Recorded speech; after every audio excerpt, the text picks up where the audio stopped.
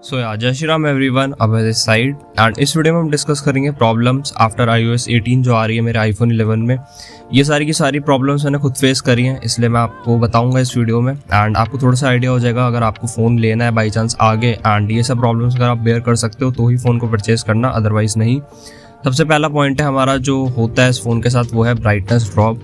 अगर आप बाहर जा रहे हो, फॉर एग्जांपल आप धूप में जा रहे हो बहुत ज़्यादा देर तक, अगर आप वहाँ पे फ़ोन को यूज़ करते हो अपने, तो आपकी ब्राइटनेस ड्रॉप हो जाएगी बहुत जल्दी। एंड वो इसलिए होता है क्योंकि फ़ोन हीट हो जाता है उस टाइम पे एंड फिर ब्राइटनेस ड्रॉप हो जाती है। और जो हमारा ये फ़ोन है इसकी सबको पता है मैक्सिमम ब्राइटनेस 625 निट्स है, तो वहाँ पे आज की डेट के हिसाब से 2024 में ये ब्राइटनेस का जो सेट है ये इतना ज़्यादा मतलब अच्छा नहीं है, क्योंकि इससे ज़्यादा तो आपको 15-16 हज़ार के एंड्रॉयड फ़ोन्स में ही मिल जाता है। बट हाँ देखो, अगर आप बहुत ज़्यादा देर तक यूज़ करते हो धूप में, उसी केस में होगा। एंड मेरे हिसाब से तो यार धूप में कौन यूज़ करता होगा बाहर जाके, इतनी गर्मी हो रही होती है दिल्ली में, तो ऐसा कुछ है, ठीक है। पहला पॉइंट यही है कि ब्राइटनेस ड्रॉप इसमें होता है। एंड उसके बाद जब ब्राइटनेस ड्रॉप हो जाएगा तो आपको बहुत ज़्यादा डिम चीज़ें दिखेंगी।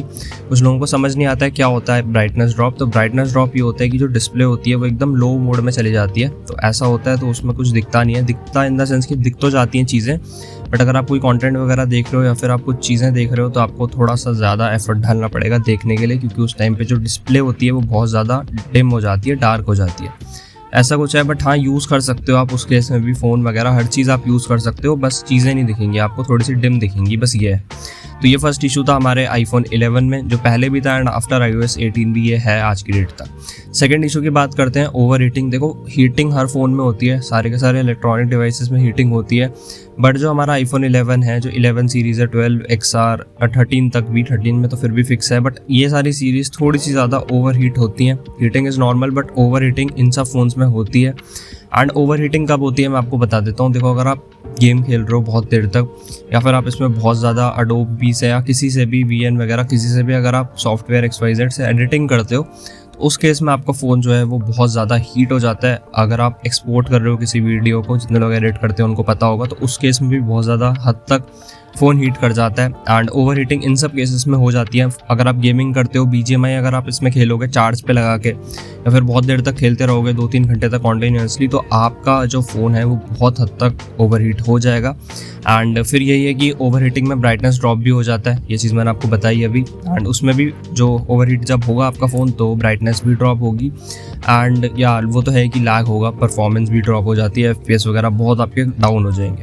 तो ये थोड़ी सी इसका इशू है, ये स्टार्टिंग से है। देखो, मेरे को इससे पर्सनली अभी तक तो इतनी प्रॉब्लम होती नहीं है। ओवर हीट जब भी मेरा फ़ोन होता है मैं थोड़ी सी देर इसको रख देता हूँ कूल डाउन होने के लिए, वरना अगर कुछ इंपॉर्टेंट है यार तो फिर देखो नहीं रख सकते। तो फिर यही है कि थोड़ी देर के लिए अगर आप कुछ हैवी टास्किंग कर रहे हो, लाइक अगर गेमिंग कर रहे हो या एडिटिंग कर रहे हो, तो थोड़ी देर के लिए रुक जाओ वहाँ पे और कुछ स्क्रॉल वगैरह कर लो, इंस्टा चला लो उस टाइम तक। एंड जैसे ही आपको लगे कि आप फ़ोन ठीक हो गया, नॉर्मल टेम्परेचर पे आ गया, तो आप दोबारा से कर सकते हो जो भी आप काम कर रहे थे। बाकी देखो, एक ओवर हीटिंग का जो सबसे मेन इशू वो यही है, अगर आप 20 वोल्ट के चार्जर से चार्ज करोगे फ़ोन को और यूज़ भी करोगे साथ में उसी टाइम पे, सेम टाइम पे, तो उस केस में भी ओवर हीटिंग होती है बहुत ज़्यादा। तो अगर आप ये सब चीज़ें नहीं करते हो, चार्ज पे लगा के आपको यूज़ करना नहीं पसंद है, तो फिर आपके लिए कोई प्रॉब्लम नहीं है। बट हाँ, जितने भी लोग चार्ज पे लगा के अभी अपने एंड्रॉयड फ़ोन्स यूज़ करते हैं, तो उनके लिए थोड़ा सा इशू है, क्योंकि वो इस फ़ोन में फिर 20 वोल्ट के चार्जर से तो नहीं कर पाएंगे, क्योंकि वहाँ पे हीट होता है। अगर आपको ये फ़ोन लेना है और आपको ये है कि मुझे चार्ज पे लगा के यूज़ करना है, तो उसके लिए सिर्फ एक ही सॉल्यूशन है कि आप 5 वोल्ट का चार्जर खरीद लो। उसमें आपका बिल्कुल भी फ़ोन हीट नहीं होगा और परफॉर्मेंस भी ठीक ठाक रहती है। उसमें भी हीट होगा बट 3-4 घंटे अगर आप लगा के रखोगे उसके बाद ही हीट होगा, वैसे नहीं होगा, ठीक है। तो ये सेकंड इशू था। अब बात कर लेते हैं थर्ड इशू में, जो बहुत लोगों के लिए होगा भी और नहीं भी होगा इशू, बट मेरे लिए तो इतना नहीं है, to be very honest with you. मैं चार्ज कर लेता हूँ। बैटरी इशू, बहुत सारे लोगों की कंप्लेंट्स रहती हैं कि बैटरी इतनी अच्छी नहीं है, और हाँ ठीक है यह बात कुछ हद तक, क्योंकि देखो अभी के टाइम पे जितने में ये फ़ोन आ रहा है 17 से 18 हज़ार रुपये के प्राइस पॉइंट पे, वहाँ पे बहुत सारे एंड्रॉइड्स आपको बहुत ज़्यादा बैटरीज़ के मिलेंगे, 5000 mAh प्लस बैटरीज़ के फ़ोन आपको मिलेंगे इस प्राइस रेंज में। तो हाँ, इसकी बैटरी बहुत हद तक कम है उससे, ये आपको मैक्स टू मैक्स गेमिंग में 2 से ढाई घंटे ही निकाल के दे पाएगा।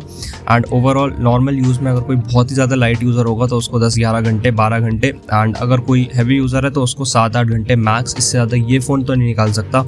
बहुत सारे एंड्रॉयड फ़ोन्स इस प्राइस रेंज में जो आते हैं वो बहुत हद तक इससे ऑप्टिमाइज़ होंगे, काफ़ी अच्छे भी होंगे, बट हाँ देखो बैटरी इतनी अच्छी नहीं है, बट परफॉर्मेंस में आज की डेट में भी आईफोन 11 बहुत हद तक उनसे ज़्यादा स्टेबल है और इसकी परफॉर्मेंस कोई बीट नहीं कर सकता, ये तो मेरे से लिख के ले लो। एंड मैं जो उसका कंपैरिजन कर रहा हूँ वो मैं कर रहा हूँ अंडर 20,000 वाले जो मिड सेगमेंट के फ़ोन्स हैं उनके साथ। तो कोई ये मत लिख देना कि S24 तो इससे बहुत अच्छा है या फिर OnePlus 11 Pro बहुत बढ़िया है 11 से। अगर आप में थोड़ी सी भी कॉमन सेंस होगी तो आपको पता ही होगा यार, बाकी लेकिन नहीं होती है भाई, बहुत ब्रेन डेड लोग भी होते हैं।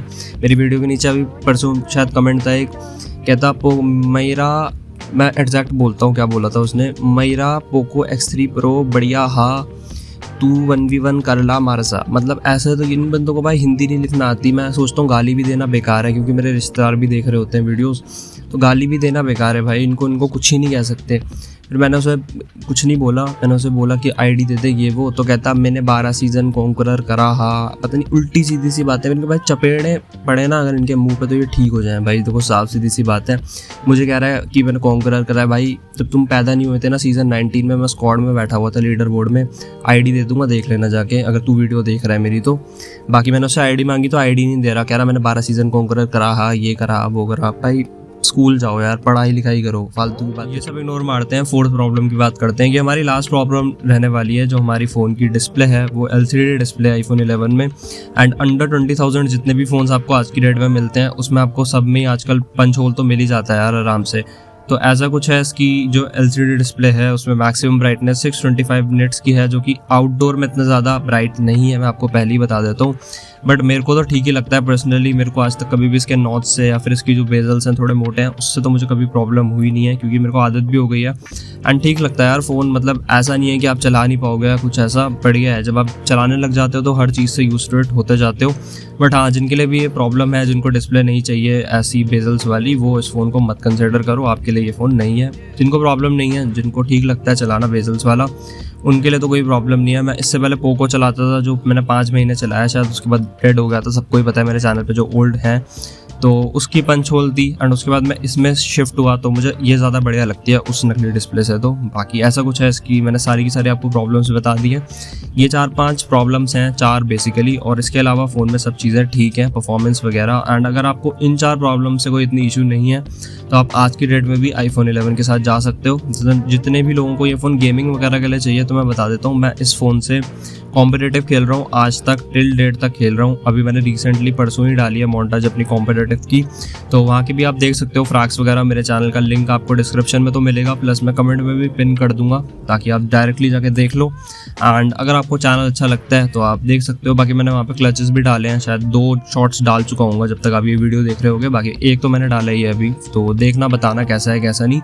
खेलने वाला जो बंदा होगा वो इस फ़ोन में आज की डेट में कॉम्पिटिटिव भी खेल लेगा, और जिसको नहीं खेलना आता होगा भाई, मैं उसको अगर आईफोन 15 भी दे दूंगा तो भी वो नहीं खेल पाएगा। तो ऐसा कुछ है, सबका अपना अपना होता है। बाकी आपकी अपनी प्रेफरेंसेस हैं, जो आपको पसंद है आप ले सकते हो। मेरे को पर्सनली अगर मेरे पास पैसे होंगे 20,000 और मेरे को एक फ़ोन लेना है, मैं आज की डेट में एंड्रॉयड तो नहीं लेने वाला बिल्कुल भी, क्योंकि सबको पता है कितने ज़्यादा भाई अंडर पावर फ़ोन्स आजकल एंड्रॉयड बना रहा है।